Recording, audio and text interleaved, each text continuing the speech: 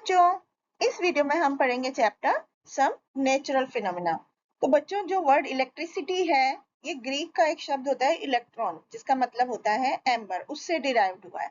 Thales एक Greek philosopher थे जिन्होंने ये नोटिस किया कि जब दो एम्बर के टुकड़ों को आपस में रगड़ते हैं किसी गर्म कपड़े के साथ, तो एम्बर जो है वो लाइट से अट्रैक्टेड होता है विथ वुलन क्लॉथ। तो ये जो एम्बर है ये चीजों के साथ भी अट्रैक्ट होता है, लाइट को अट्रैक्ट करता है। तो थेल्स ने सोचा कि ये प्रॉपर्टी जो है, property was particular to amber only. उन्होंने सोचा सिर्फ एम्बर के में ही ये प्रॉपर्टी होती है, लेकिन आज हम जानते हैं कि बहुत सारे सब्सटेंस हैं जो कि can be electrified bye rubbing. तो आज हम स्टैटिक का मतलब पढ़ते हैं। स्टैटिक मतलब होता है स्टेशनरी या जो रेस्ट स्टेट में होते हैं, मतलब स्थिर अवस्था में होते हैं, आराम मुद्रा में होते हैं। जब इलेक्ट्रिक चार्ज प्रोड्यूस किए जाते हैं through the friction of one material upon another, तो चार्ज प्रोड्यूस होता है, जिसको हम स्टैटिक इलेक्ट्रिसिटी कहते हैं। मोस्ट ऑफ द सब्सटेंस जब दूसरे सब्सटेंस के साथ रगड़े जाते हैं तो वो स्टैटिक इलेक्ट्रिसिटी रिलीज करते हैं इलेक्ट्रिक चार्ज की फॉर्म में, जो कि दोनों रबिंग सब्सटेंस की जो सरफेस है उनके बीच में फ्रिक्शन के कारण होती है। तो हर एक केस में equal amount of opposite charge are form. तो केवल दो तरह के इलेक्ट्रिक चार्ज होते हैं, जिनको पॉजिटिव और नेगेटिव चार्ज बोलते हैं। Like charge repel. तो as a matter of principle क्या होता है कि जो एक जैसे चार्ज होते हैं वो रिपेल करते हैं एक दूसरे को, और जबकि जैसे पॉजिटिव चार्ज है तो पॉजिटिव चार्ज को रिपेल करेगा, नेगेटिव चार्ज को रिपेल करेगा, मतलब उनसे दूर जाएंगे। और जो कि अपोजिट चार्ज जो होते हैं वो एक दूसरे को अट्रैक्ट करते हैं।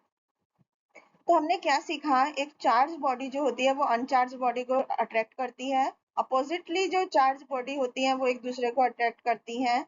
सिमिलरली चार्ज बॉडी एक दूसरे को रिपेल करती हैं, और अनचार्ज बॉडी जो होती है वो ना तो रिपेल करती है और ना ही एक दूसरे को अट्रैक्ट करती है। तो इस तरह से charge body will attract both the uncharged as well as oppositely charged body, लेकिन but will repel only a similarly charged body।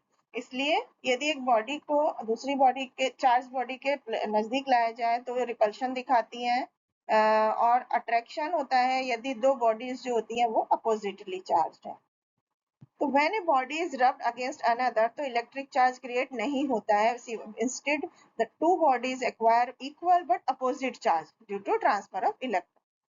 अब हम फ्लो ऑफ चार्ज के बारे में पढ़ेंगे। बच्चों, वो सब्सटेंस जो कि अपने में से इलेक्ट्रॉन्स को फ्रीली पास होने देते हैं उनको हम कंडक्टर्स बोलते हैं। तो कंडक्टर्स क्या होते हैं, जैसे कि आयरन, सिल्वर, कॉपर। जो सब्सटेंस अपने में से इलेक्ट्रॉन्स को फ्रीली पास नहीं होने देते हैं उनको हम इंसुलेटर्स बोलते हैं, जैसे hard rubber, mica, glass, porcelain, ये सब गुड इंसुलेटर्स हैं। तो जब एक इलेक्ट्रिक चार्ज एक तरह का दूसरी तरह के चार्ज से प्रोड्यूस होता है, one kind produce a charge of another kind on a nearby body, तो there is no direct contact. इस फिनोमिना को इंडक्शन बोलते हैं। अब लाइटनिंग एंड थंडर के बारे में पढ़ते हैं। तो बच्चों, बेंजामिन फ्रैंकलिन ने एक एक्सपेरिमेंट से कंक्लूड किया कि बरसात के दिनों में क्या होता है, क्लाउड्स आर इलेक्ट्रिकली चार्ज। जो बादल होते हैं वो इलेक्ट्रिकली चार्ज होते हैं। उन्होंने महसूस किया कि जब पतंग जो होती है वो बादलों के पास पहुंचती है तो charge float down the wet thread to the metal की, और की को टच करने पर एक इलेक्ट्रिक चार्ज पास होता है उनकी बॉडी से अर्थ की तरफ, जिससे कि उनको एक इलेक्ट्रिक शॉक लगता है। तो rapid flow of charge through the air between two oppositely charge cloud is called lightning. तो इससे बहुत ज्यादा मात्रा में हीट और लाइट प्रोड्यूस होती है। Due to heat produced at the time of lightning, जब बिजली चमकती है उस समय जो हीट प्रोड्यूस होती है उसकी वजह से एयर हीटअप हो जाती है और अचानक से एक्सपेंड हो जाती है, जिसकी वजह से हवा में डिस्टरबेंस होता है और उससे एक लाउड साउंड प्रोड्यूस होती है, जिसे हम थंडर बोलते हैं। अब लाइटनिंग कंडक्टर, तो जल्दी ही फ्रैंकलिन ने ये प्रूव कर दिया कि lightning was a form of electricity, और उन्होंने सजेस्ट किया कि यदि मेटल रॉड्स को बिल्डिंग के टॉप पर इंस्टॉल कर दिया जाए और उन्हें ग्राउंड से एक थिक वायर से कनेक्ट कर दिया जाए, तो उनके any lightning nearing the structure, तो उस स्ट्रक्चर के पास कोई भी लाइटनिंग होगी तो would pass through the metal into the ground without harming the buildings. तो जनरली एक जो लाइटनिंग कंडक्टर होता है वो एक थिक कॉपर का स्ट्रिप होता है जो कि दीवार के बिल्डिंग की दीवार के बाहर फिक्स होता है, और अपर एंड ऑफ द स्ट्रिप जो होते हैं उसमें बहुत सारे शार्प स्पाइक्स होते हैं, और लोअर एंड पे कॉपर प्लेट होती है जो कि अर्थ में दबी हुई होती है। तो never take shelter under the trees during a thunderstorm और लाइटनिंग। जब बिजली चमकती है, बादल गरजते हैं, तो कभी भी पेड़ों के नीचे नहीं रुकना चाहिए, क्योंकि लाइटनिंग जो होती है वो पेड़ को स्ट्राइक कर सकती है और हमें इसके इंजर कर सकती है एंड किल भी कर सकती है।